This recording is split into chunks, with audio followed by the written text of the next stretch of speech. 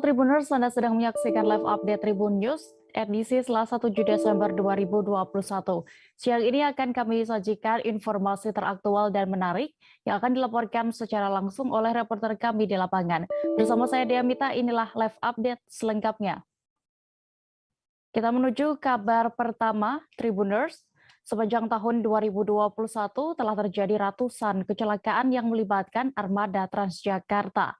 Rentetan kecelakaan yang dialami bus Transjakarta ini membuat pengguna moda transportasi bus ini akhirnya khawatir akan keselamatan mereka. Beragam upaya pun dilakukan Pemprov DKI untuk meminimalisir kecelakaan. Detail informasinya akan disampaikan oleh wartawan Tribun Jakarta. Ada rekan Nur Indah Farah yang kini sudah bergabung bersama kami. Halo rekan Indah. Halo. Ya rekan, Indah bisa Anda informasikan untuk total kecelakaan versi Transjakarta ini, mengingat beberapa waktu lalu sempat menabrak pos polisi, separator, dan juga tadi pagi pun kabarnya kecelakaan Transjakarta kembali terjadi. Baik Dea dan Tribuners, bisa saya sampaikan bahwa kemarin Komisi B DPRD DKI Jakarta telah memanggil pihak PT Transjakarta bersama Dinas Perhubungan DKI Jakarta, di mana dalam rapat kerja yang diselenggarakan, Direktur Utama PT Transjakarta Yana Aditya mengatakan sejak periode dari Januari sampai dengan Oktober 2021 telah ada 502 kecelakaan yang melibatkan bus Transjakarta.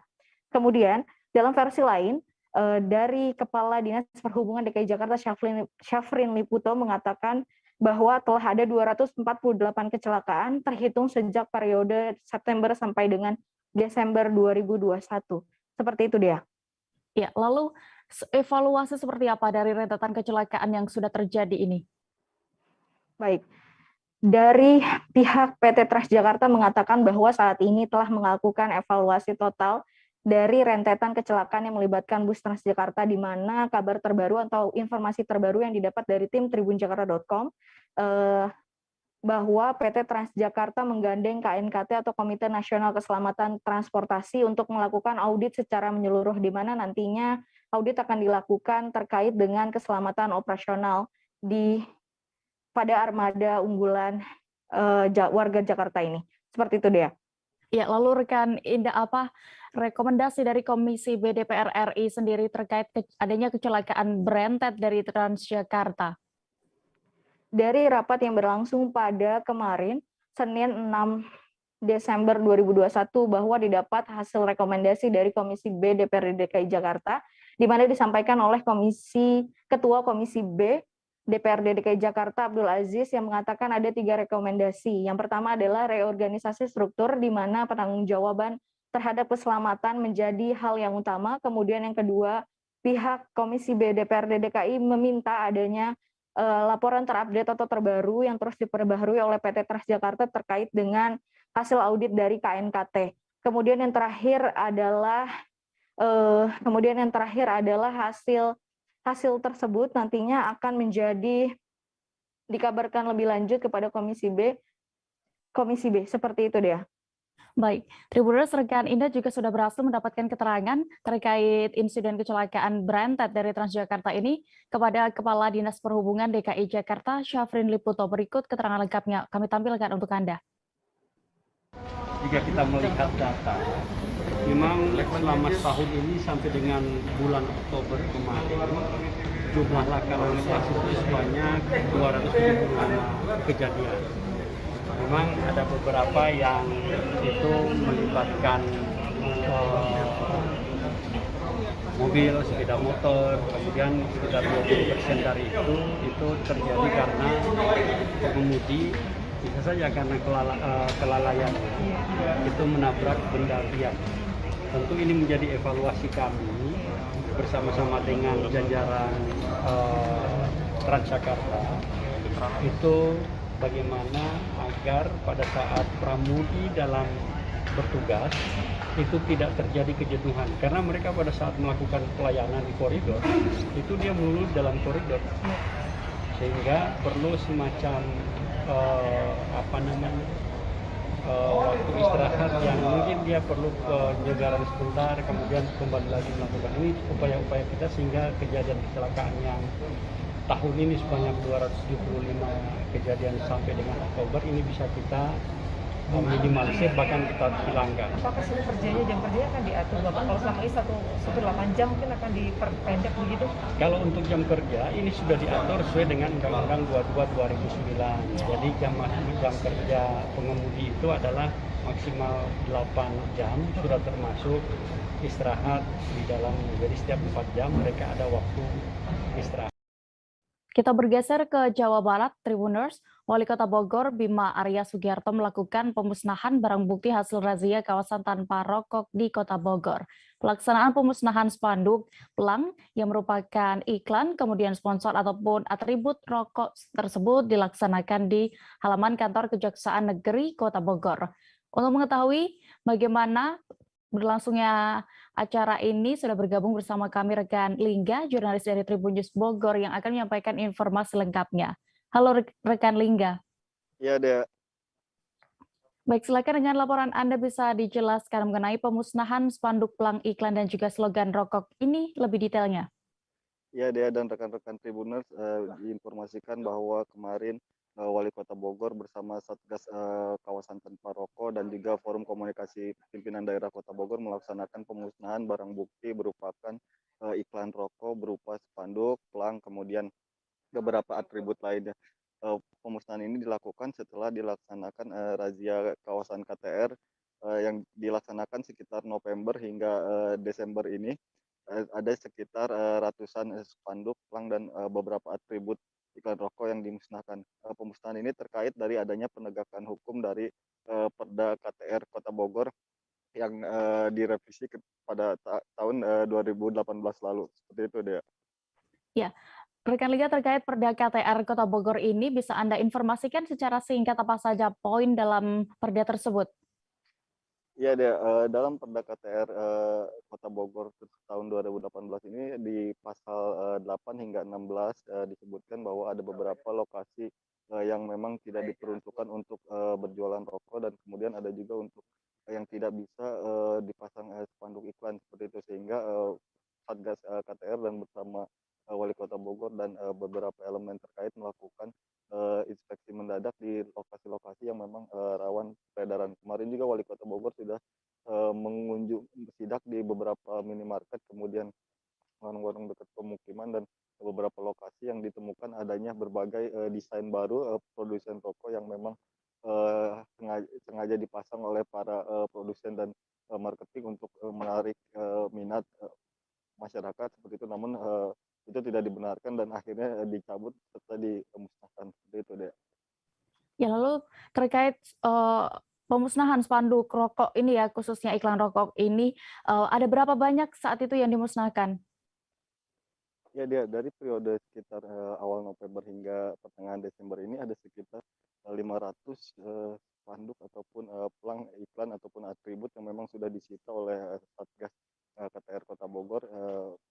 Ratusan spanduk dan atribut tersebut didapat dari hasil razia yang dilaksanakan di 68 kelurahan yang di Kota Bogor, yang selanjutnya akan terus dilakukan secara intensif dan masif untuk terus menegakkan aturan Perda KTR di Kota Bogor. Seperti itu, Dea. Baik, terkait hal ini, tadi juga rekan Liga sudah melakukan wawancara bersama Wali Kota Bogor, Bima Arya, dan juga Kajari Kota Bogor. Seperti berikut selengkapnya kami tampilkan. Aman dan pelaksanaan dari Perda di minimarket sudah cukup baik, tetapi di pemukiman-pemukiman masih harus diawasi dan diingatkan. Yang kedua, saya melihat juga kecenderungan dari produsen rokok untuk memiliki strategi-strategi baru, ya, melakukan kamuflase untuk memasarkan produknya. Tampilannya tidak seperti rokok, padahal tetap saja produk rokok. Nah, ini harus dicermati, karena yang ditancapkan di benak konsumen atau anak-anak ya, itu adalah tagline-nya, simbolnya, logonya atau mereknya. Nah, tidak ada rokok di situ. Nah, ini harus kita cermati untuk strategi menghadapi para produsen rokok ke depan. Per hari ini sudah ada 500 ya?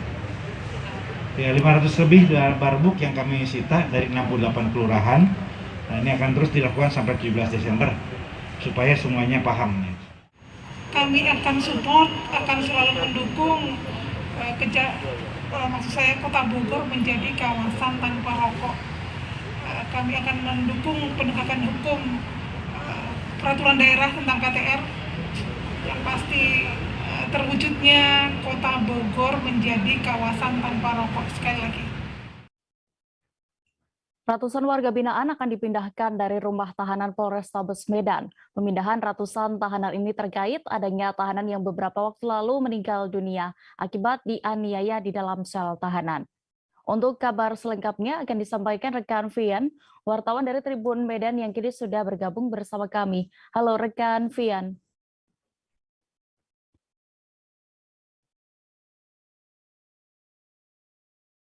Halo rekan Vian. Ya, halo rekan Dea. Iya, bisa Anda informasikan apa sebenarnya alasan para tahanan ini akan dipindahkan akhirnya? Ya, baik rekan Dea dan juga pemirsa di rumah terkait pemindahan para tahanan dari sel Polrestabes Medan ini terkait adanya seorang tahanan yang meninggal dunia beberapa waktu lalu. Terkait hal tersebut, Polda Sumut mengambil langkah, yaitu untuk memindahkan sekitar 300 orang tahanan ke lapas. Ya, baik, rekan Dea. Iya, Vian, lalu berarti ada berapa totalnya yang dipindahkan dan juga dipindahkan kemana nantinya? Ya, dari keterangan Humas Polda Sumut mengatakan bahwasanya sebanyak 300 orang para tahanan ini tadi malam diberangkatkan ke sejumlah lapas di Sumatera Utara, salah satunya di Lapas Tanjung Gusta, Medan. Ya, baik Dea. Tribuners, berikut rekan Vian juga sudah mendapatkan wawancara dengan Kabid Humas Polda Sumatera Utara, Kombes Pol Hadi Wahyudi terkait ini. Berikut kami tampilkan selengkapnya. Kegiatan pada hari ini berdasarkan evaluasi dan pengecekan Bapak Kapolda bahwa tahanan-tahanan yang ada di Polrestabes ini sudah banyak yang berstatus intra, tahanan titipan dari kejaksaan. Jadi ada kurang lebih 300 yang malam ini kita pindahkan ke beberapa rumah tahanan, seperti salah satunya di Tanjung Gusta. Nah, menyikapi dari pemindahan ini, sekarang berkaca kepada kejadian beberapa waktu yang lalu ya, ada tahanan yang meninggal dianiaya oleh sesama rekan tahanan sendiri. Jadi kita tidak ingin hal itu terjadi. Bapak Kapolda melihat analisa dan evaluasi yang dilakukan, merintahkan untuk malam ini juga memindahkan kurang lebih 300 tahanan yang sudah memiliki ketetapan hukum tetap. Ini sebagai langkah dan upaya dari Polda Sumut untuk memberikan ruang pelayanan, kemudian perawatan, pemeliharaan kepada tahanan-tahanan yang ada di rumah-rumah tahanan di Polda. Tribuners, kami akan jeda sejenak dan akan kembali sesaat lagi. Tetaplah di live update. Oke, apa kabar Bang Arif di sini untuk strateginya? Kalau saya sendiri di Jumip 37 ini yang semalam baru mulai, saya udah pasti. Sebenarnya aku nggak ngerasa itu penangkapan atau penggerebegan atau apapun itu. Karena gini loh, posisinya aku kriteria. Jadi kita mengenal disebut dengan stroke yang tidak berdarah dengan stroke yang berdarah.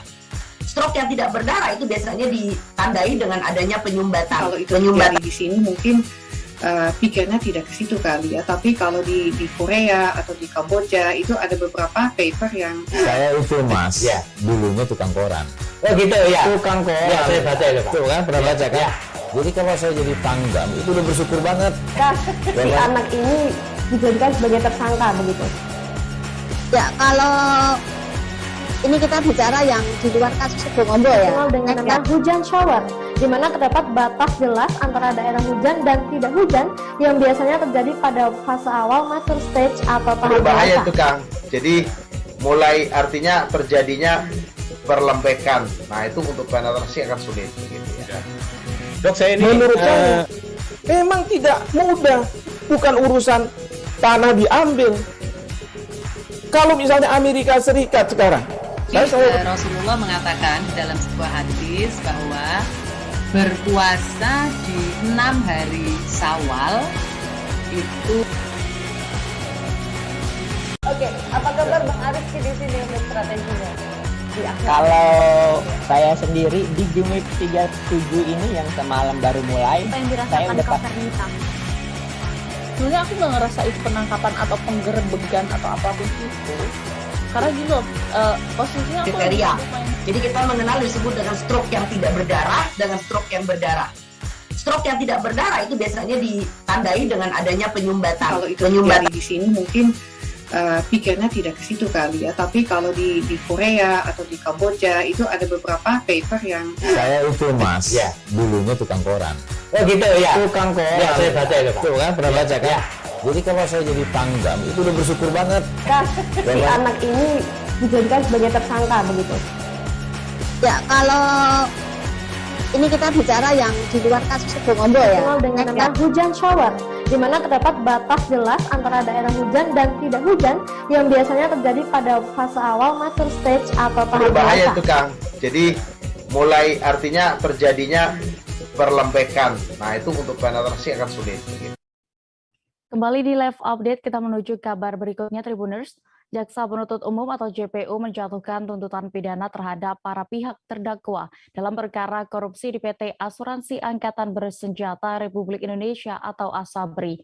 Pembacaan tuntutan ini dibacakan dalam sidang lanjutan di Pengadilan Tindak Pidana Korupsi pada Pengadilan Negeri Jakarta Pusat Senin 6 Desember kemarin. Dalam tuntutannya, jaksa menyatakan seluruh secara sah dan meyakinkan bersalah melakukan tindak pidana korupsi sebagaimana dakwaan pertama. Informasi lengkapnya akan disampaikan rekan Rizky Sandi Saputra, jurnalis Tribun News yang kini sudah tersambung bersama kami. Halo rekan Rizky. Ya, halo Dea dan juga Tribuners.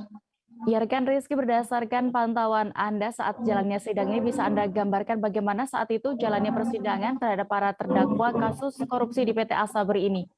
Baik Dea, jalannya persidangan dengan agenda sidang tuntutan terhadap para terdakwa kasus dugaan korupsi di PT Asuransi Angkatan Bersenjata Republik Indonesia atau ASABRI itu berjalan pada Senin kemarin pukul 2 waktu Indonesia bagian Barat di ruang sidang utama Pengadilan Tindak Pidana Korupsi pada Pengadilan Negeri Jakarta Pusat, di mana keseluruhan terdakwa yakni yang berjumlah 7 orang termasuk ex-dirut dari PT ASABRI yakni Sony Wijaya juga turut dihadirkan dalam persidangan ini.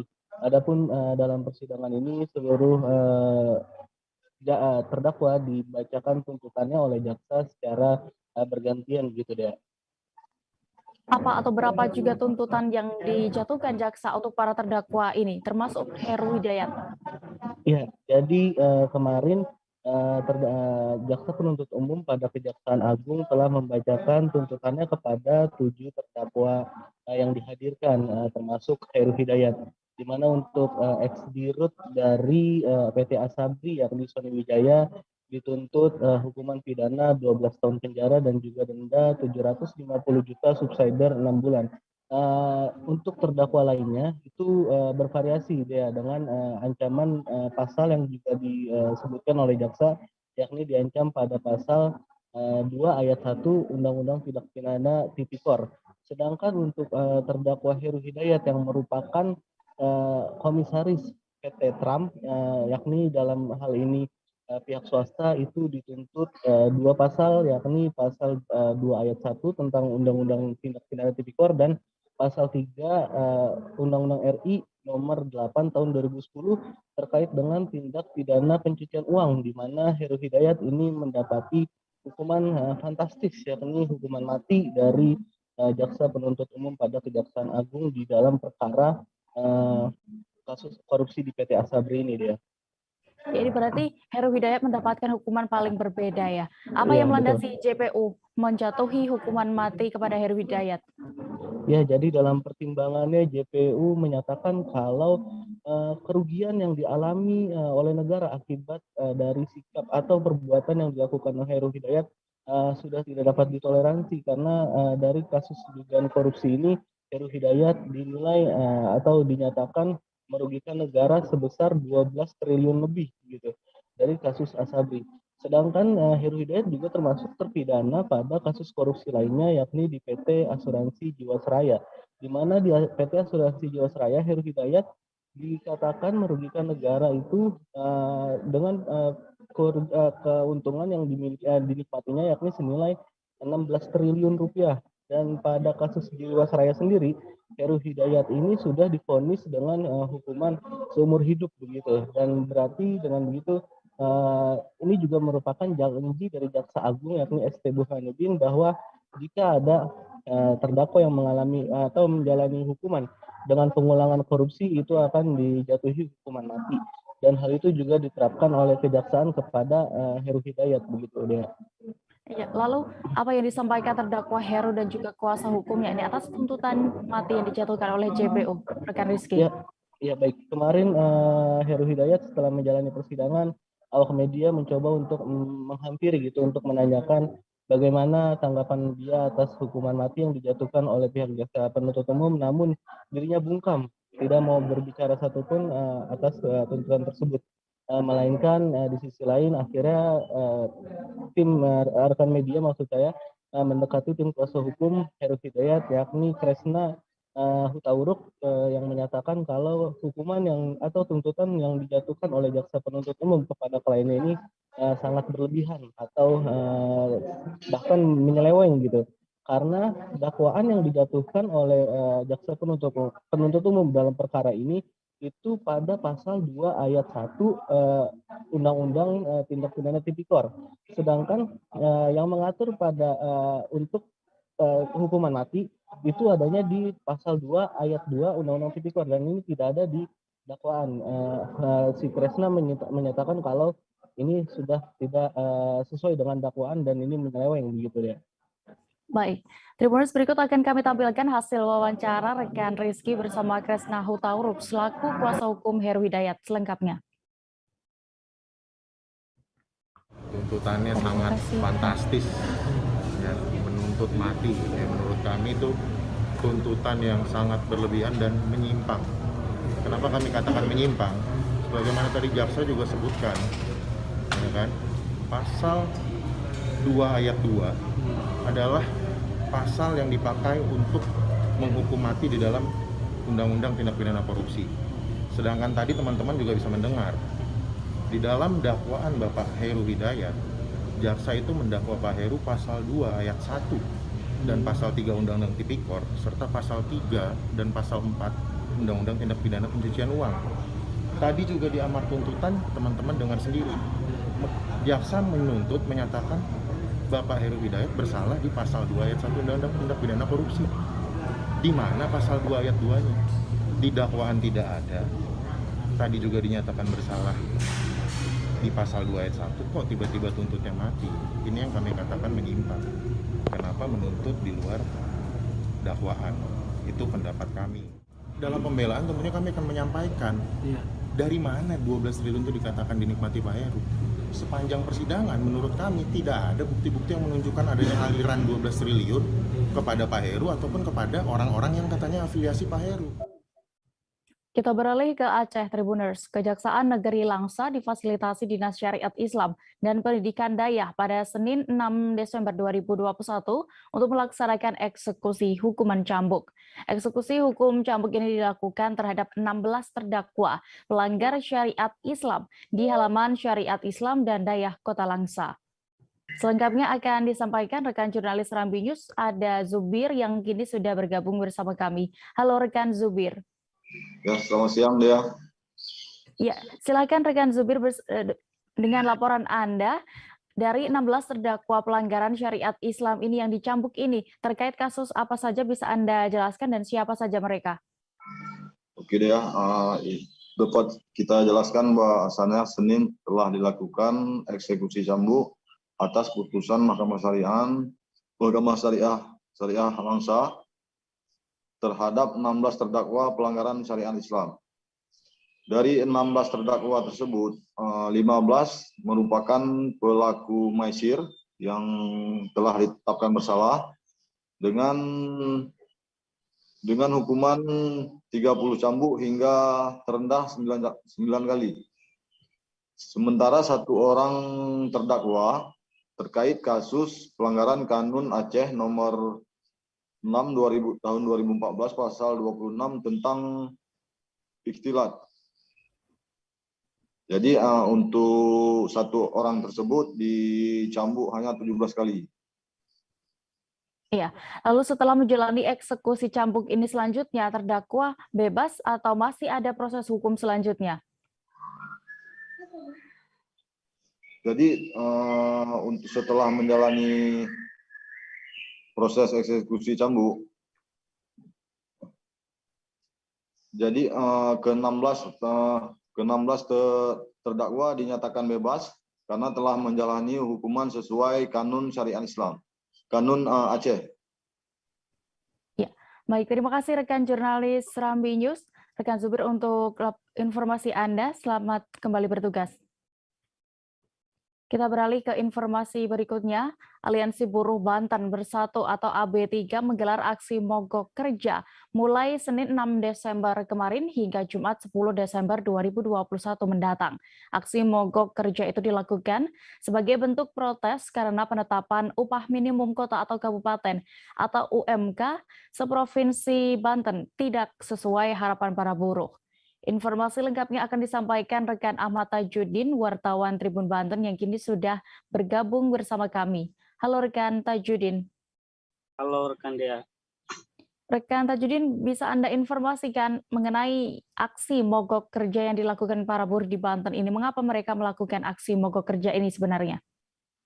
Baik rekan Dea dan Tribuners, perlu diketahui bahwa Aliansi Buruh Banten Bersatu atau AB3 menggelar aksi mogok kerja mulai dari hari Senin kemarin hingga tanggal 10 atau hari Jumat mendatang, di mana aksi mogok kerja itu dilakukan para buruh sebagai bentuk protes karena penetapan upah minimum kabupaten kota atau UMK seprovinsi Banten tidak sesuai dengan harapan para buruh, di mana para buruh meminta agar Pemprov Banten menaikkan UMK sebesar 5,4%, namun pada tanggal 30 November 2021, Gubernur Banten telah menetapkan UMK Kabupaten Kota Seprovinsi Banten itu mengacu pada PP nomor 36 tahun 2021.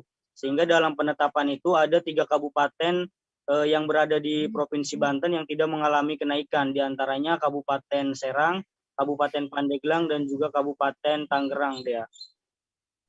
Ya, lalu terkait aksi mogok kerja ini yang masih akan dilakukan ya hingga Jumat mendatang nanti, bagaimana? Apakah sudah ada tanggapan dari Gubernur? Baik, untuk tanggapan dari Gubernur sendiri mengenai adanya aksi mogok kerja dan juga aksi unjuk rasa yang dilakukan di berbagai daerah, untuk tanggapan dari Gubernur Banten Wahidin Halim mengatakan bahwa pihaknya membiarkan apa yang dilakukan oleh buruh tersebut dengan melakukan mogok kerja tersebut itu merupakan ekspresi ketidakpuasan para buruh, di mana pihaknya juga mengatakan bahwa Gubernur Banten telah mengatakan kepada para pengusaha apabila para buruh ini masih melakukan aksi mogok kerja atau masih melakukan penetapan ingin kenaikan UMK dan tidak menerima dari ketetapan Gubernur, Gubernur Banten Wahidin Halim menyarankan kepada para pihak pengusaha untuk mencari tenaga kerja baru. Kemudian selain itu juga dia mengatakan bahwa penetapan UMK ini sudah berdasarkan dengan PP 36 dan itu pun sudah dirapatkan dengan berbagai pihak dan juga sudah memicu segala macam perundingan sehingga diputuskan dengan PP tersebut. Kemudian di samping itu juga Gubernur Banten tetap dengan pendiriannya bahwa pihaknya tidak akan merubah dari penetapan yang sudah ditetapkan sebelum ada instruksi dari Presiden sendiri. Sehingga walaupun masyarakat atau buruh masih menggelar aksi tetap menggelar aksi mogok kerja, namun pihaknya masih tetap membiarkan hal itu gitu dia. Baik, lalu bagaimana, apakah ada tanggapan lagi dari Serikat Buruh sendiri terkait pernyataan dari gubernur ini? Baik, untuk pendapat dari pihak buruhnya sendiri, di sini Tribun Banten sudah mencoba menghubungi Ketua DPD FSP KEP SPSI Banten atas nama Afif Johan, di mana dia mengkritik dengan pernyataan Gubernur Banten tersebut. Menurutnya pernyataan itu seharusnya tidak dikeluarkan oleh Gubernur Banten, di mana yang seharusnya kepala daerah mencoba mengayomi masyarakatnya, kemudian mencoba mengajak dialog untuk mendiskusikan hal itu, namun membuat pernyataan hal tersebut sehingga membuat masyarakat merasa terprovokasi terkait ucapan yang dilontarkan gubernur tersebut. Kemudian untuk aksi mogok kerja ini menurutnya bukan hal yang baru-baru ini untuk dilakukan dan tanpa adanya hal dadakan gitu, tetapi hal yang dilakukan buruh ini sebagai bentuk protes karena mereka atas penetapan yang ditetapkan oleh Gubernur Banten mengenai kenaikan UMK. Mereka masih tetap meminta kepada Gubernur Banten untuk merevisi hasil penetapan yang dilakukan pada tanggal 30 November tersebut, di mana para buruh masih meminta kepada Pemprov Banten agar menetapkan UMK sebesar 5,4% di beberapa kabupaten kota seprovinsi Banten, di mana ketika menetapkan dengan PP 36 menurutnya itu ada beberapa kabupaten yang tidak mengalami kenaikan dan ada pun yang beberapa yang mengalami kenaikan pun hanya di bawah 2%, sehingga menuntut agar semua kabupaten kota itu sama rata melakukan kenaikan sebesar 5,4% dia. Baik, Tribuners, berikut akan kami tampilkan wawancara dari rekan Tajudin bersama salah seorang pengunjuk rasa terkait demonstrasi ini. Mudah-mudahan didengarkan oleh Pak Wahyu. Sekarang gaji nggak naik, apa-apa udah naik, kan nggak sepadan, Mas. Pengennya kan kalau emang sepadanan lah, kita aja butuh dari kotak, masker. Sekarang kan banyak kebutuhannya harus menambah, tapi biaya gitu. Ini dari kapan nih ke sini? Dari pagi. Dari pagi. Udah dengar belum pernyataan Pak Gubernur bahwa Pak Gubernur tidak akan menaikkan UMK dan tetap di PP 36? Kecewa nggak? Makanya ini kita lagi bertahu. Hari ini buruh mogok kerja ya, Bu? Iya. Mogok kerja sampai kapan, Bu? Tanggal 10. Kalau nggak dikabulkan nih apa nih yang mau dilakukan?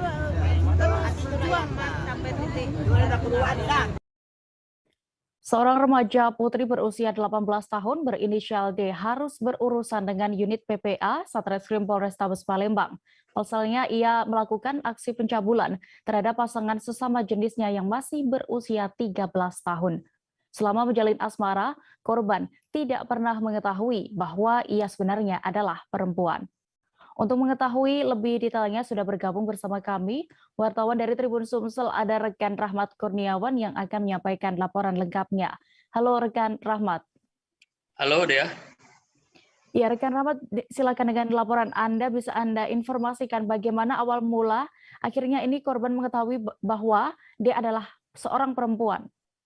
Baik, terima kasih ya. Dan Tribuners, dapat kami sampaikan bahwa kemarin unit PPA Satreskrim Polrestabes Palembang baru saja mengamankan seorang remaja perempuan berusia 18 tahun inisial D yang telah melakukan tindak asusila kepada kekasihnya yang masih berusia 13 tahun. Kejadian ini diketahui oleh orang tua korban di mana saat aksi asusila itu dipergoki oleh orang tua korban dan kemudian orang tua korban melaporkan tindak tersebut ke Polrestabes Palembang. Namun saat itu orang tua korban belum mengetahui jika si pelaku ini adalah seorang wanita.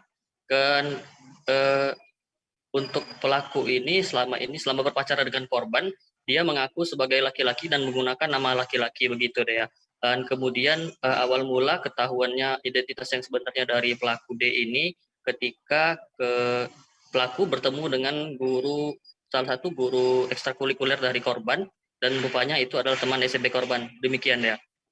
Iya. Lalu sejak kapan sebenarnya korban dan pelaku ini sudah menjalin asmara, saling mengenal?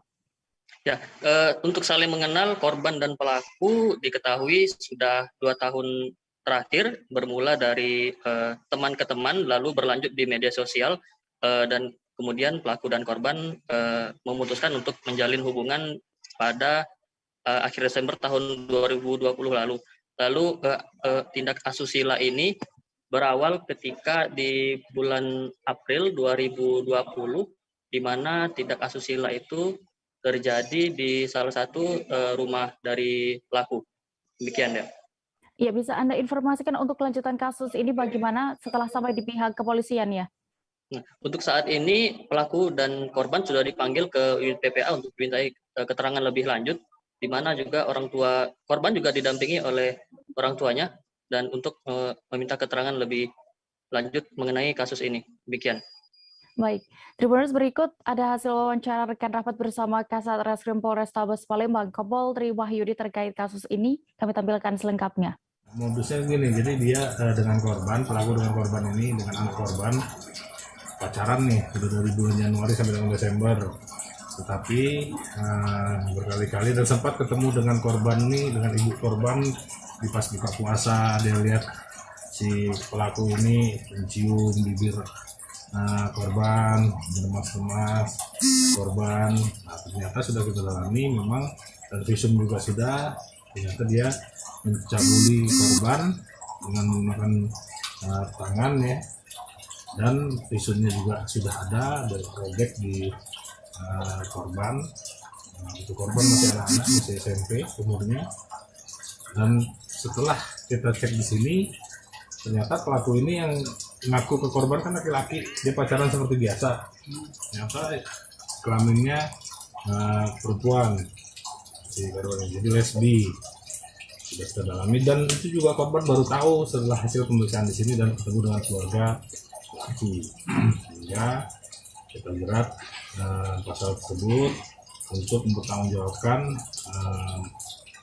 perbuatan. Tadi pasal 82 ayat 1, untuk pasal 76E huruf E, Undang-Undang RI nomor 35 tahun 2014, perubahan dari Undang-Undang nomor RI nomor 23 tahun 2002 tentang perlindungan anak, dan pasal 292. Jangan kemana-mana Tribuners, kami masih akan kembali dengan informasi pilihan lainnya. Seusai jeda berikut, tetaplah di Live Update. Oke, apa kabar Bang Ariski di sini untuk strateginya? Kalau saya sendiri di Jumip 37 ini yang semalam baru mulai, saya udah pasti. Sebenarnya aku nggak ngerasa itu penangkapan atau penggerebegan atau apapun itu. Karena gini loh, posisinya aku kriteria. Jadi kita mengenal disebut dengan stroke yang tidak berdarah dengan stroke yang berdarah.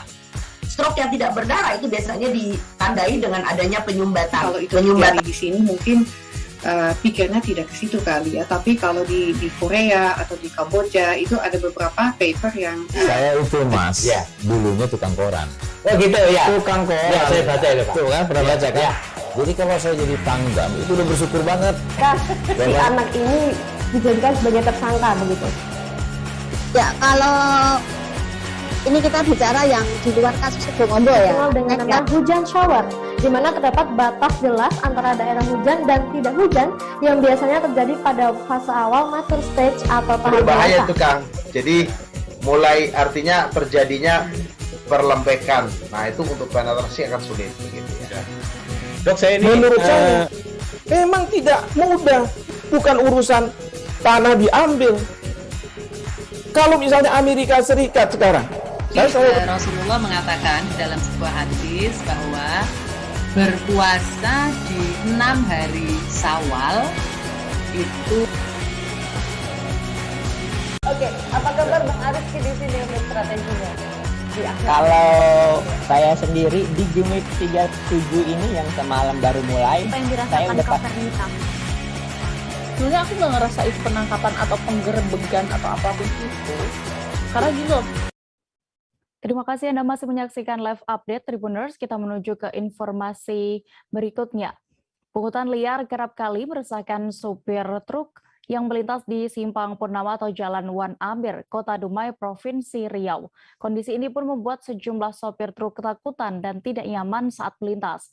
Dua pelaku pungutan liar ini akhirnya pun berhasil diringkus oleh tim Satreskrim Polres Dumai bersama Polsek Dumai Barat.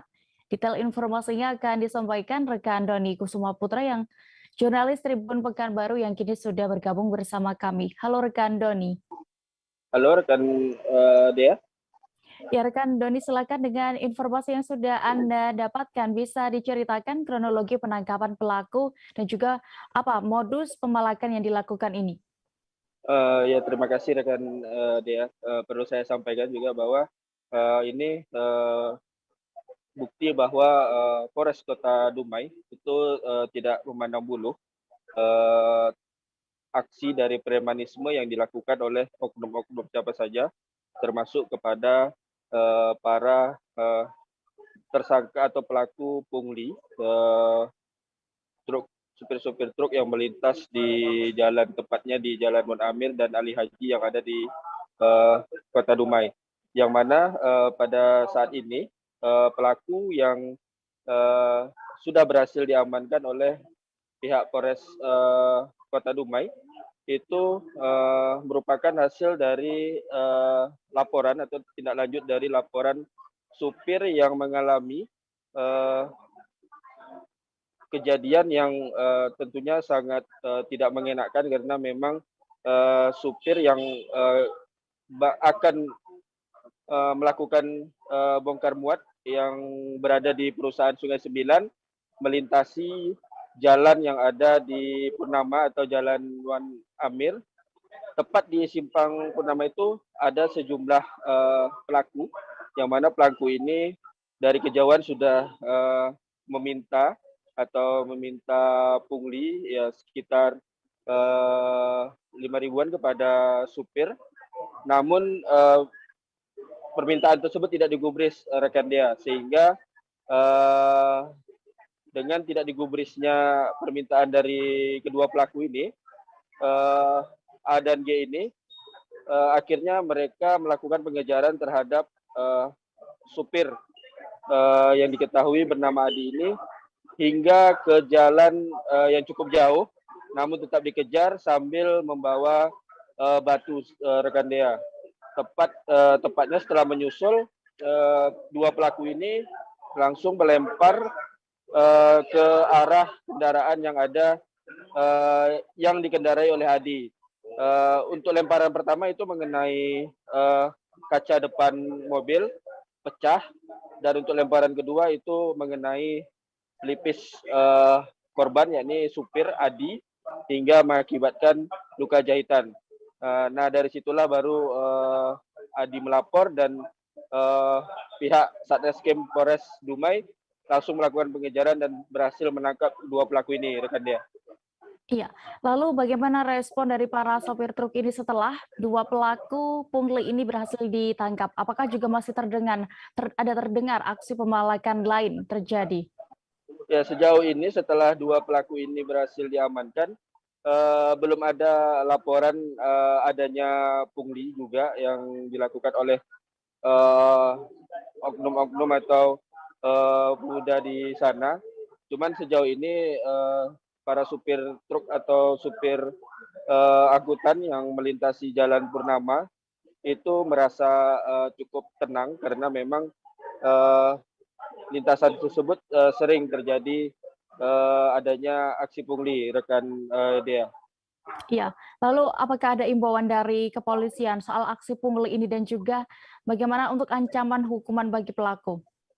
Ya, rekan Dea, untuk himbauan dari pihak Polres sendiri, ya ini di mana pihak Polres meminta kepada supir yang terutama jangan takut untuk melapor jika masih mendapati adanya pungli, karena itu sangat penting.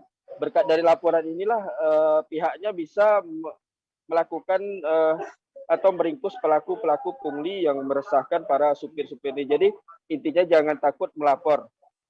Untuk para tersangka sendiri atau pelaku dari pungli dan juga tindak penganiayaan ini, itu dikenakan pasal 368 dengan ancaman 9 tahun penjara dan juga pasal 170 dengan ancaman 9 tahun penjara juga, rekan Dea.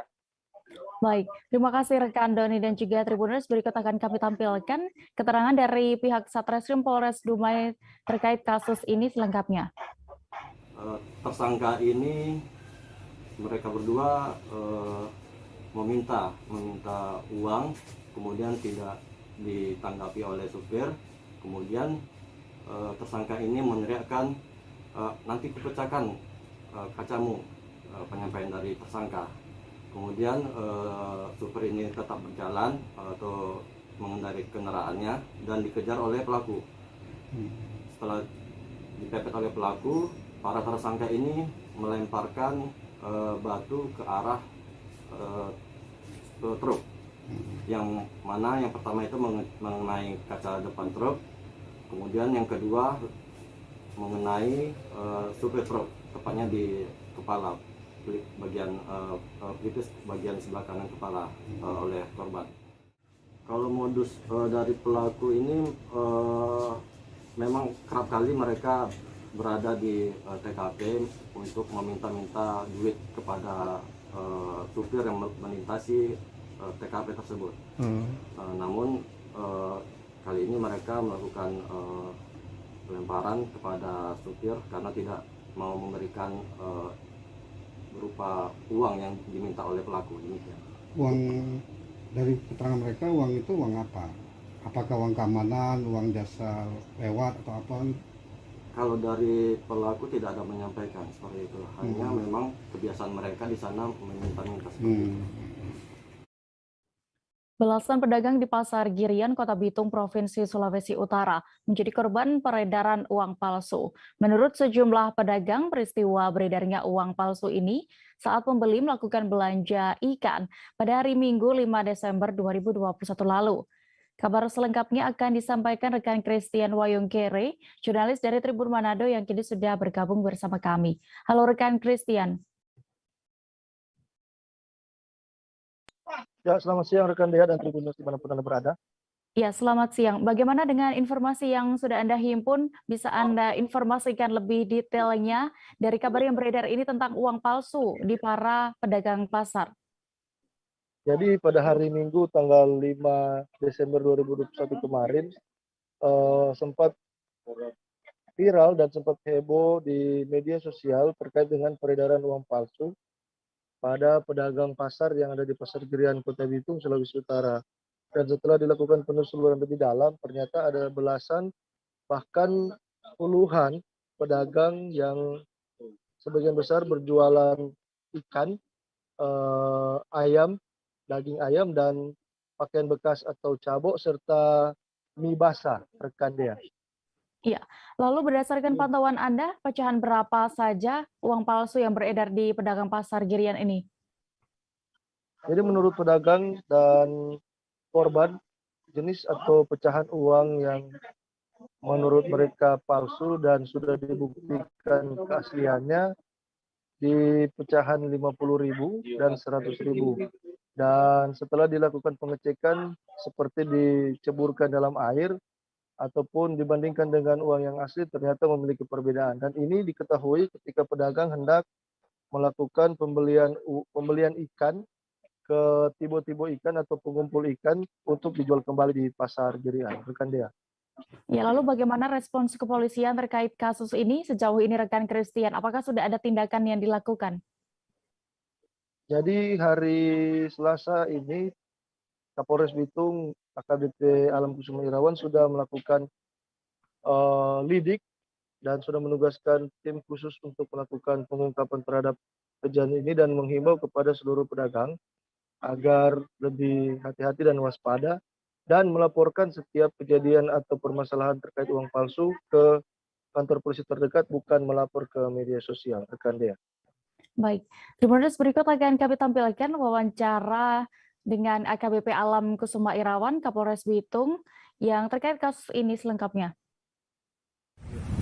Ya, kita himbau kepada masyarakat Kota Bitung ya, untuk untuk antisipasi terhadap peredaran uang palsu, sehingga apabila ada transaksi jual beli tolong diamatin, ya kan, dilihat, diraba, ya, untuk keaslian uang tersebut. Kemudian apabila ada uang palsu yang beredar, segera laporkan kepada pihak kepolisian terdekat, baik itu di Polsek ataupun di Polres. Terima kasih. Bang, untuk penanganan yang laporan informasi kemarin seperti apa? Nah, kita masih pendalaman terus, ya kan. Ya, semoga segera dapat ada titik temu. Kita beralih ke Sulawesi Barat, Tribuners. Abrasi pantai Kecamatan Sendana, Kabupaten Majene, Sulawesi Barat masih terus terjadi hingga saat ini. Akibatnya jalan Trans Sulawesi terancam terputus jika abrasi terus terjadi. Warga pun diimbau untuk tetap waspada dan berhati-hati saat beraktivitas. Selengkapnya akan disampaikan rekan Hablu, wartawan Tribun Sulbar yang kini sudah bergabung bersama kami. Halo rekan Hablu. Halo rekan Dea dan Tribuners dimanapun Anda berada. Ya rekan Hablu, silakan dari pantauan Anda bisa Anda gambarkan untuk kondisi abrasi dan ombak besar yang menghantam pesisir Kecamatan Sendana, Kabupaten Majene saat ini. Ya rekan Dea dan Tribuners, dapat saya laporkan bahwa di daerah pesisir Kabupaten Majene mengalami abrasi dan hantaman ombak besar air laut yang membuat beberapa rumah warga maupun rumah makan di sekitaran pesisir pantai itu mengalami kerusakan yang cukup parah. Dan informasi yang kami himpun dari Kecamatan Sendalnya itu sendiri, ada 2 desa yang terdampak parah, yaitu desa di Kelurahan Moso dan Desa Moso 2 itu sendiri. Dan pihak pemerintah dalam hal ini Kecamatan Sendana itu sendiri sudah menyurat melakukan laporan ke BPD Kabupaten Mamuju maupun Dinas PU Mamuju itu sendiri. Demikian rekan Dea. Ya, lalu bagaimana untuk respons dari pemerintah terkait abrasi dan juga ombak besar yang tengah menghantam pesisir Sendana? Ya, informasi yang kami dapatkan hingga saat ini belum ada respon dari pihak BPBD Kabupaten Majene maupun Dinas PU sendiri, karena mengingat di daerah Majene ini sementara terjadi beberapa bencana alam, baik itu longsor maupun banjir di kota Majene itu sendiri.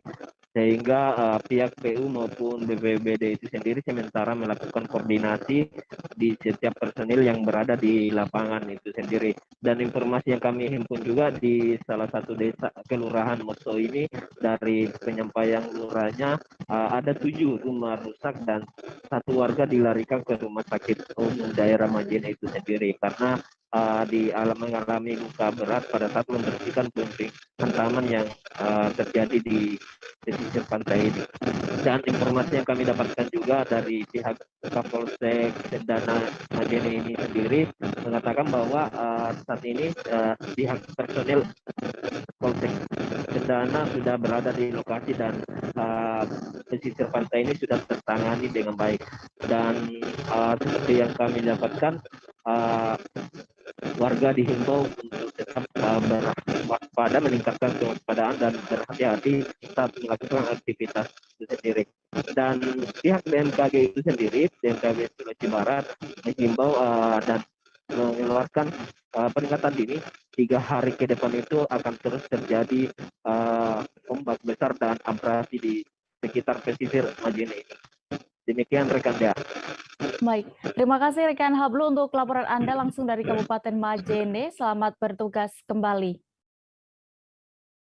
Kita beralih ke informasi berikutnya, Tribuners. Masyarakat Relawan Indonesia atau MRI Aksi Cepat Tanggap di Kabupaten Indramayu turun ke jalan melakukan aksi penggalangan dana. Koordinator aksi, yakni Sagam, mengatakan besar kecilnya donasi yang terkumpul nantinya akan diserahkan untuk seluruh korban bencana alam di Indonesia. Detail informasinya akan disampaikan oleh wartawan Tribun Cirebon, ada rekan Handika Rahman yang kini sudah bergabung bersama kami. Halo rekan Handika. Halo Dea. Ya, bisa Anda informasikan alasan kenapa para relawan ini turun ke jalan melakukan donasi? Baik Dea, dapat kami laporkan para relawan yang tergabung dalam Masyarakat Relawan Indonesia MRI Aksi Cepat Tanggap di Kabupaten Indramayu turun ke jalan melakukan aksi penggalangan dana. Aksi ini sebagai bentuk nyata mereka para relawan dalam membantu meringankan beban dari para korban erupsi Gunung Semeru di Kabupaten Lumajang, Jawa Timur. Nantinya donasi yang terkumpul tersebut akan diserahkan seluruhnya untuk korban bencana alam di sana. Ya. Ya, berdasarkan informasi yang Anda himpun, donasi itu nanti berbentuk apa? Baik Dea, pada kesempatan itu total anggaran yang didapat dari penggalangan dana ada sekitar 2 juta rupiah ya. Nantinya anggaran tersebut akan dibelikan untuk kebutuhan logistik yang nantinya juga akan langsung dikirimkan ke Lumajang, tempat pengungsian di mana para korban bencana erupsi Gunung Semeru sedang mengungsi. Ya. Iya, lalu rekan Handika terkait dari para korban erupsi Gunung Semeru ini, bagaimana mereka menilai? Baik, menurut keterangan dari para relawan sendiri, mereka mengaku tergerak hatinya karena bencana erupsi Gunung Semeru tersebut. Hal ini yang membuat mereka turun ke jalan melakukan aksi penggalangan dana. Mereka menilai walau tidak bisa datang langsung ke lokasi, setidaknya dengan bantuan materi hasil penggalangan dana tersebut, mereka ingin sedikit meringankan beban dari para korban erupsi Gunung Semeru di Lumajang, Jawa Timur. Ya. Baik, terima kasih rekan Handika Rahman untuk laporan Anda. Selamat bertugas kembali. Kami masih akan kembali dan menyajikan kabar terkini lainnya. Tribuners, seusai jeda berikut tetaplah di live update. Oke, apa kabar Bang Ariski di sini untuk strateginya? Kalau saya sendiri di Jumip 37 ini yang semalam baru mulai, saya udah pasti. Sebenarnya aku nggak ngerasa itu penangkapan atau penggerebegan atau apapun itu. Karena gini loh, posisinya aku kriteria. Jadi kita mengenal disebut dengan stroke yang tidak berdarah dengan stroke yang berdarah. Stroke yang tidak berdarah itu biasanya ditandai dengan adanya penyumbatan. Kalau itu terjadi di sini mungkin pikirnya tidak ke situ kali ya. Tapi kalau di Korea atau di Kamboja itu ada beberapa paper yang saya itu Mas, ya, dulunya tukang koran. Oh gitu ya. Tukang koran. Ya, saya baca itu Pak. Tuh kan pernah baca kan? Ya. Jadi kalau saya jadi tanggam itu udah bersyukur banget. Si anak ini dijadikan sebagai tersangka begitu. Ya, kalau ini kita bicara yang di luar kasus Sebongombo ya. Dengan nama hujan shower, di mana terdapat batas jelas antara daerah hujan dan tidak hujan yang biasanya terjadi pada fase awal mature stage atau tahap berbahaya dewasa. itu Kang. Jadi mulai artinya terjadinya perlembekan. Nah itu untuk penetrasi akan sulit begitu ya. Dok, saya ini menurut saya memang tidak mudah, bukan urusan tanah diambil. Kalau misalnya Amerika Serikat sekarang, Rasulullah mengatakan dalam sebuah hadis bahwa berpuasa di 6 hari Syawal itu. Oke, apa kabar Bang Ariski di sini untuk strateginya? Kalau saya sendiri di Jumip 37 ini yang semalam baru mulai, saya udah pasti. Anda masih menyaksikan live update Tribun News. Kita menuju ke informasi berikutnya dari Provinsi Lampung. Sejumlah driver ojek online melakukan aksi galang dana untuk korban erupsi Gunung Semeru di sejumlah titik jalan di Bandar Lampung. Kegiatan yang dilakukan oleh komunitas ojol Lampung ini berencana akan memberikan bantuan berupa sembako kepada para korban erupsi Semeru. Dan informasi lengkapnya akan disampaikan oleh rekan Hendra Saputra, jurnalis Tribun Lampung yang kini sudah tersambung bersama kami. Halo rekan Hendra. Halo, selamat siang. Iya, rekan Hendra, bisa Anda informasikan apakah relawan ojek online yang menggalang dana ini mereka semuanya berasal dari satu komunitas atau gabungan dari beberapa komunitas? Didapat informasi ada ya, bahwasanya itu gabungan dari beberapa shelter kalau bahasa mereka ya. Beberapa shelter yang ada di kota Bandar Lampung. Nah untuk driver ojol itu sendiri juga dari beberapa ojek online ya, ada 3 kalau tidak salah, 3 3 perusahaan ojek online di situ. Ya, seperti itu ya. Ya, lalu penggalangan dana untuk korban erupsi Gunung Semeru ini dilakukan di berapa titik Kota Bandar Lampung, di mana saja itu? Untuk titiknya kemarin didapat informasi ada 3 titik di jalan di Bandar Lampung ya. Ada di Tugu Adipura yang saya ikut kemarin. Ada juga di dekat Masjid Al Furqon dan juga di Jalan Sultan Agung. 3 titik yang baru mereka jalankan ya, begitu ya. Ya, lalu bagaimana nantinya mereka, Hendra, menyalurkan dana tersebut untuk para korban erupsi Gunung Semeru? Mereka akan memberikan berupa bantuan sembako ya. Ketika memang dana yang sudah terkumpul sudah cukup banyak, itu akan diberikan sembako dan langsung dikirimkan kepada saudara-saudara kita korban erupsi di Lumajang ya. Begitu deh ya. Baik, terima kasih rekan Hendra. Dan berikut Tribuners akan kami tampilkan hasil wawancara rekan jurnalis kami bersama koordinator lapangan Sultan selengkapnya. Menggalang donasinya ada yang bisa via rekening gitu nggak atau khusus di sini aja? Mungkin kalau rekening mungkin bisa ya Bun, Bunda. Via rekening bisa kan? Iya bisa. Buat ininya di online ada. Jadi kalau yang untuk di sini kan untuk ibaratnya sih galang dana jadi. Dana secara di lapangan untuk media sosial kami udah nyediain. Oke. Untuk ini nanti langsung diserahkan ke mana ini? Misalkan udah tergalang nih dananya. Kalau dana yang terkumpul itu Bang langsung dan tinggal langsung yang terjun. Itu salurannya turun ke TKP. Berupa dana material apa nanti diberikan baju atau sembako atau apa gimana itu Mas kira-kira?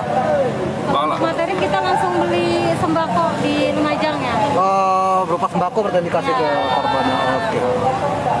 Oh. Sejauh ini masih belum begitu terkumpul berarti Mas ya? Iya Bang. Belum begitu terkumpul berarti. Belum Bang, mungkin dari komunitas juga yang lain juga mungkin hadir cuman ya ada kan ada yang beberapa juga Bang, bukan di sini aja gitu Bang. Oh, ada di berapa titik Bang Mas? Di apa namanya? Lampu Merah Kimaja, di Lungsir, sama di Pengajaran itu Bang. Persatuan Penyandang Disabilitas Indonesia atau PPDI Kota Jayapura meminta pemerintah Kota Jayapura untuk dapat memperhatikan kaum difabel. Hal ini menyusul jumlah penyandang disabilitas di Jayapura yang tidak sedikit, sehingga hak-hak mereka pun perlu dipenuhi. Dan untuk mengetahui lebih detailnya sudah bergabung bersama kami jurnalis Tribun Papua, ada rekan Aldi Bimantara yang akan menyampaikan informasi lengkapnya. Halo rekan Aldi. Iya, halo Dea dan juga Tribuners dari Jayapura, Papua. Dilaporkan memang terkait penuntutan hak-hak disabilitas oleh penyandang Persatuan Penyandang Disabilitas Indonesia (PPDI) Kota Jayapura terhadap pemerintah Kota Jayapura ini terkait dengan isu inklusivitas ataupun penerimaan penyemarataan penerimaan tenaga kerja dan mereka meminta agar penerimaan dari tenaga kerja ini juga melibatkan para kaum disabilitas ataupun difabel yang ada di Kota Jayapura. Hal ini juga tentunya memperingati Hari Disabilitas yang jatuh pada 3 Desember lalu. Dea. Ya, lalu Aldi, berdasarkan informasi yang Anda peroleh, ada berapa banyak jumlah penyandang disabilitas di Kota Jayapura yang berhasil didata sejauh ini? Ya baik, memang Dea, berdasarkan wawancara saya bersama Ketua Persatuan Penyandang Disabilitas Indonesia (PPDI) Kota Jayapura, Kulman Sutran Saputra, yang menyebutkan 3 dari 6 distrik yang telah didata di Kota Jayapura, jumlah disabilitas saat ini sebanyak sekira 1.000 orang begitu. Dan tentunya terdiri dari berbagai jenis disabilitas, mulai dari tunarungu, tunanetra, tunawicara hingga cerebral palsy dan lain sebagainya. Ini tersebar di 3 distrik dari total 6 distrik yang ada di Kota Jayapura. Dea dan juga Tribuners, dalam kesempatan itu ia juga mengatakan bahwa mereka ini kebanyakan ditemui terlantar di jalan dan kemudian dibina dalam himpunan ataupun komunitas Persatuan Penyandang Disabilitas Indonesia (PPDI) Kota Jayapura. Dea. Baik, lalu terkait pemenuhan hak penyandang disabilitas ini, adakah langkah khusus yang sudah ditempuh PPDI Kota Jayapura?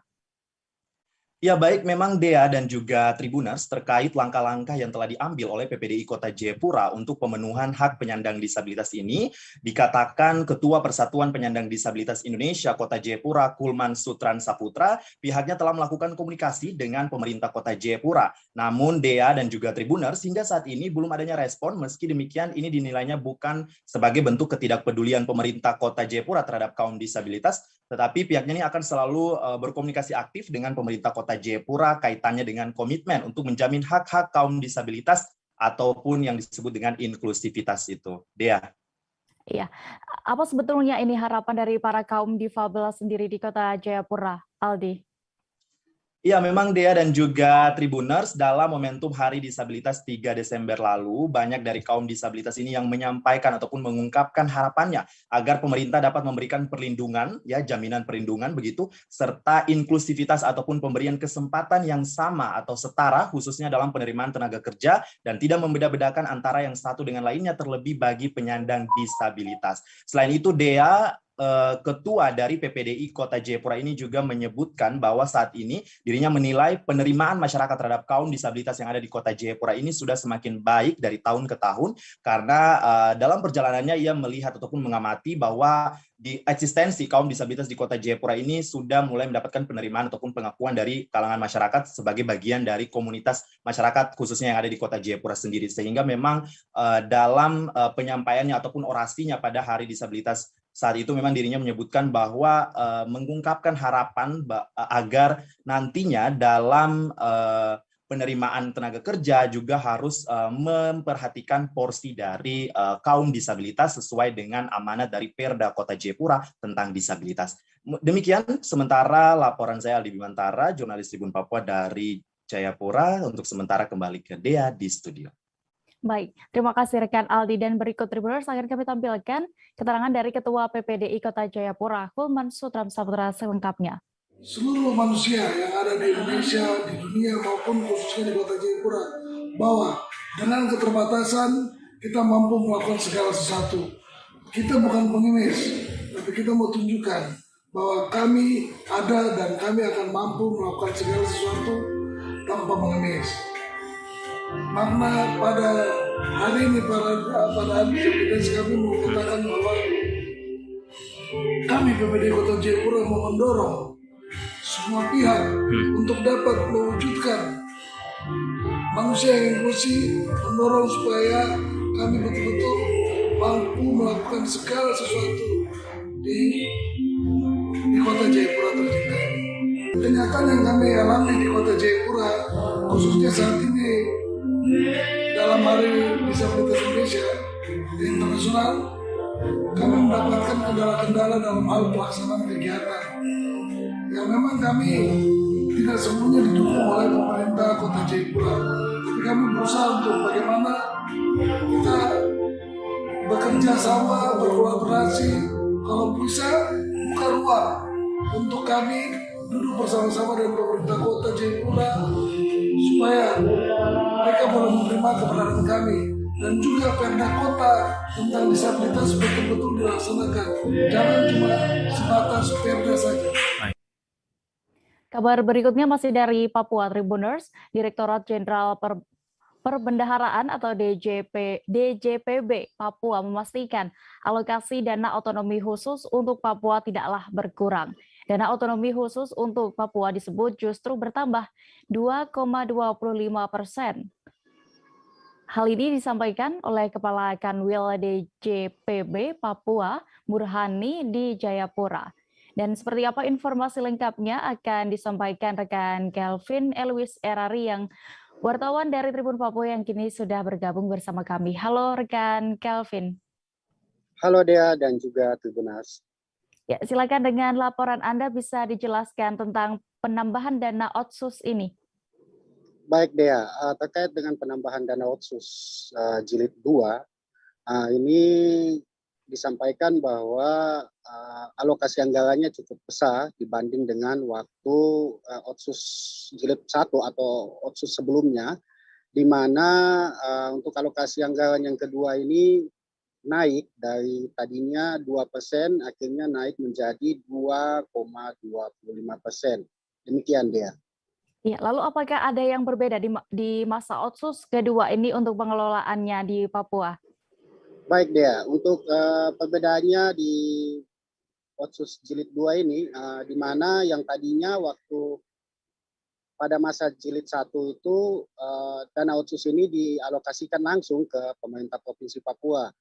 Namun yang kedua ini tidak dialokasikan langsung ke pemerintah Provinsi Papua, namun langsung diturunkan ke pemerintah kabupaten kota se-Papua, di mana dari pusat langsung mengalokasikan turun dan dikelola langsung oleh pemerintah kabupaten kota.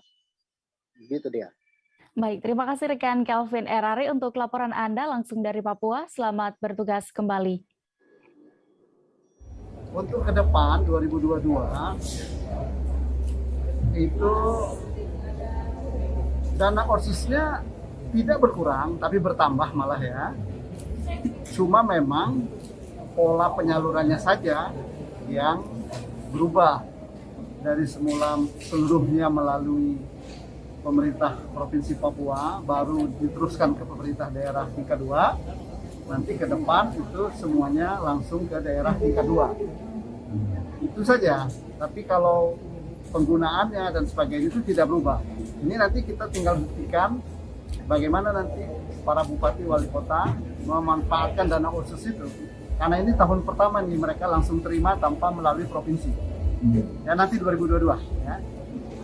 Kalau alokasinya secara keseluruhan itu naik karena pengalinya kan naik. Ya, DAU nasionalnya naik, kemudian persentasenya juga naik kan, 2 menjadi 2,25% dari semula 2%. Nah, itu sih kebijakan. Kebijakan dari pusat. Kebijakan dari pusat melalui undang-undang otonomi. Ya, dan PP terkait. Ada PP 106 dan 107. Jadi memang mungkin pusat ingin mencoba ya kalau langsung ke tingkat 2 bagaimana gitu ya. Tapi ya tentu saja dananya tetap semua mengalir ke Papua, tidak ada. Kita beralih ke Jambi, Tribuners. Tak seindah alamnya, jalan menuju eks Marga Bukit Bulan, Kecamatan Limun, Sarolangun masih sulit dilalui oleh kendaraan masyarakat. Ada beberapa desa yang harus merasakan tak meratanya pembangunan di Kabupaten Sarolangun. Padahal beberapa desa yang terletak sebelum kawasan Bukit Bulan ini sudah teraspal dan rigid beton. Selengkapnya akan disampaikan rekan Rifani Halim, jurnalis Tribun Jambi yang kini sudah bergabung bersama kami. Halo rekan Rifani. Ya, rekan. Ya, rekan Rifani, berdasarkan informasi dan juga pantauan Anda, bisa Anda gambarkan kondisi terkini jalan menuju 5 desa di eks Marga Bukit Bulan ini. Oke. Untuk kondisi jalan saat ini menuju eks Marga Bukit Bulan yang berada di Kecamatan Limun, Kabupaten Sarolangun ini tidak semuanya rusak. Namun sebagian jalan ketika menuju kawasan 5 desa yang berada di eks Marga Bukit Bulan ini kondisinya sangat parah sekali. Ketika hari hujan, para masyarakat maupun pengendara yang sengaja datang ke sana ini mengalami hampir sedikit banyaknya terjatuh karena kondisi jalan yang licin, kemudian juga kondisi jalan yang berbukitan ini juga sangat membahayakan bagi para pengendara. Nah, begini keindahan alam yang di sana itu juga banyak sekali memiliki potensi, namun ini sangat tidak mendukung adanya potensi wisata yang ada di Marga Eks Bukit Bulan. Ya, rekan Rifani, bisa Anda informasikan lagi terkait kesulitan bagi para pengendara untuk menuju 5 desa di sana?